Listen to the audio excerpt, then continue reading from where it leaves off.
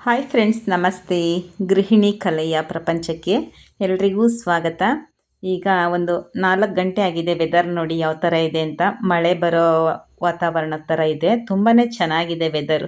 ಈ ಟೈಮಲ್ಲಿ ಕಾಫಿ ಜೊತೆ ಸ್ನ್ಯಾಕ್ಸ್ ಅಥವಾ ಟೀ ಜೊತೆಲಿ ಬಜ್ಜಿ ಬೋಂಡ ಇದ್ರಂತೂ ತುಂಬಾ ಚೆನ್ನಾಗಿರುತ್ತೆ. ಮೋಡ ನೋಡಿ ಎಷ್ಟು ಚೆನ್ನಾಗಿದೆ ಅಂತ. ಈಗ ನಾನು ಹೆಮ್ಮಿಂಗ್ ಮಾಡೋದು ಹೇಗೆ ಅಂತ ಹೇಳ್ಕೊಡ್ತೀನಿ. ನಂತರ ಉಕ್ಕು ಹಾಕೋದು ಹೇಗೆ ಮತ್ತು ಕಾಜಾ ಮಾಡೋದು ಹೇಗೆ ಅಂತ ಹೇಳ್ಕೊಡ್ತೀನಿ. ಬನ್ನಿ, ಈಗ ಎಮ್ಮಿಂಗ್ ಮಾಡೋದು ಒಂದೆಳೆ ದಾರ ತೊಗೊಂಡು ಈ ಥರ ಕೊನೆಯಲ್ಲಿ ಒಂದು ಗಂಟು ಹಾಕ್ಕೊಬೇಕು. ತುಂಬಾ ಸುಲಭ ಎಮ್ಮಿಂಗ್ ಮಾಡೋದು.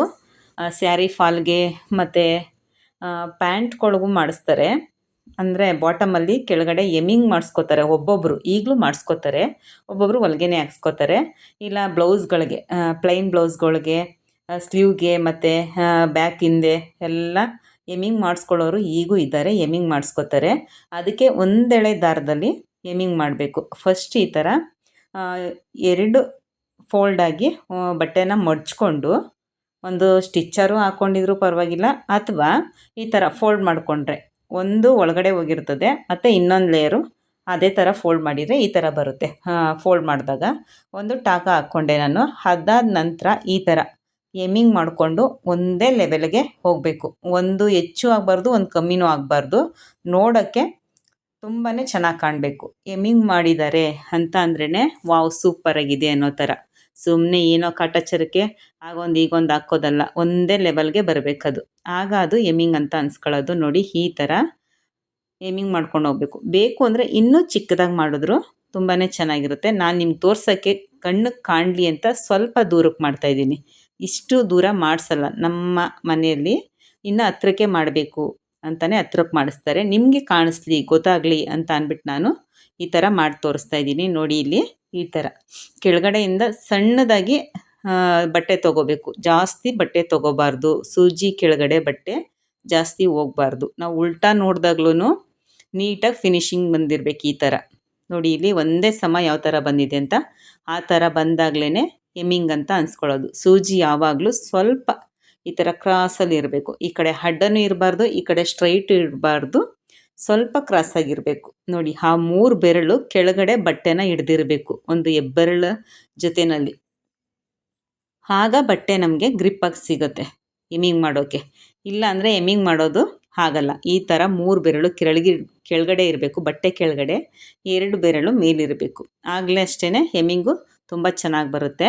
ಈಗ ಅದಾದ ನಂತರ ನಾನು ಈಗ ಹುಕ್ಸ್ ಹಾಕ್ಕೊಳ್ಳೋಕ್ಕೆ ಬ್ಲೌಸ್ಗಳಿಗೆ ಯಾವ ಥರ ಕಾಜಾ ಮಾಡೋದು ಅಂತ ತೋರಿಸ್ಕೊಡ್ತೀನಿ ನಿಮಗೆ.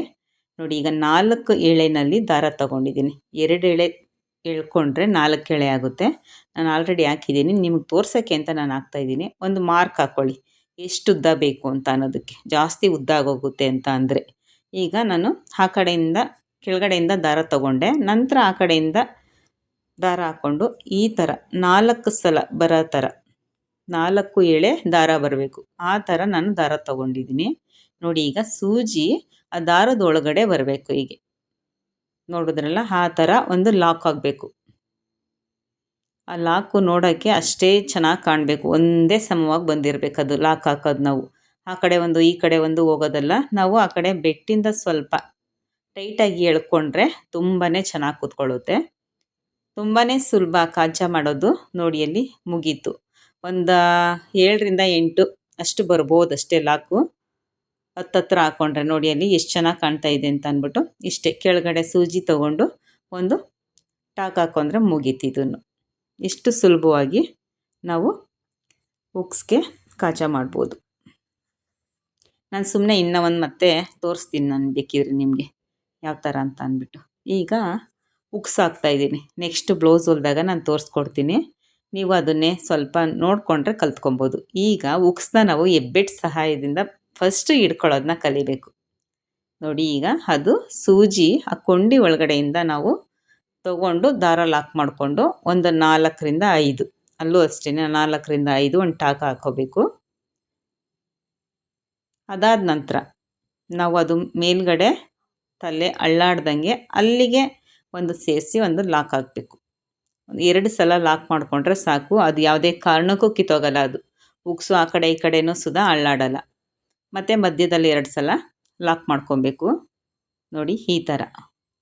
ಮತ್ತೆ ಸೂಜಿ ಆ ಕಡೆಯಿಂದ ತಗೊಂಡು ಅದೇ ಥರನೇ ಆ ಕಡೆನೂ 4 ಸಲ ನಾವು ಟಕ್ ಹಾಕ್ಕೊಂಡ್ರೆ ಉಕ್ಸ್ ಹಾಕೋದಂತೂ ಇನ್ನೂ ತುಂಬ ಈಸಿಯಾಗಿದೆ. ಅಂದರೆ ಉಕ್ಸ್ನ ನಾವು ಹೆಬ್ಬೆಟ್ಟಲ್ಲಿ ಗಟ್ಟಿಯಾಗಿ ಹಿಡಿಬೇಕು. ಆಗಷ್ಟೇ ನಾವು ಅದನ್ನು ಗ್ರಿಪ್ಪಾಗಿ ತೊಗೊಂಡು ಉಕ್ಸ್ ಹಾಕ್ಬೋದು. ನೋಡಿದ್ರಲ್ಲ ಈ ಥರ. ನನ್ನ ವಿಡಿಯೋ ನಿಮ್ಗೆ ಯಾರಿಗಾದ್ರೂ ಇಷ್ಟ ಆದರೆ ಲೈಕ್ ಮಾಡಿ, ಶೇರ್ ಮಾಡಿ, ಹಾಗೆಯೇ ಸಬ್ಸ್ಕ್ರೈಬ್ ಮಾಡಿ ಫ್ರೆಂಡ್ಸ್. ಏನಾದರೂ ನಿಮಗೆ ಬೇಕು ಅಂತ ಅಂದರೆ, ಹೊಲಿಗೆ ಬಗ್ಗೆ ಬೇಕು ನನಗೆ ಈ ಥರದ್ದು ಅಂತ ಅಂದರೆ ಕಮೆಂಟ್ ಬಾಕ್ಸಲ್ಲಿ ಕಮೆಂಟ್ ಮಾಡಿ ಫ್ರೆಂಡ್ಸ್.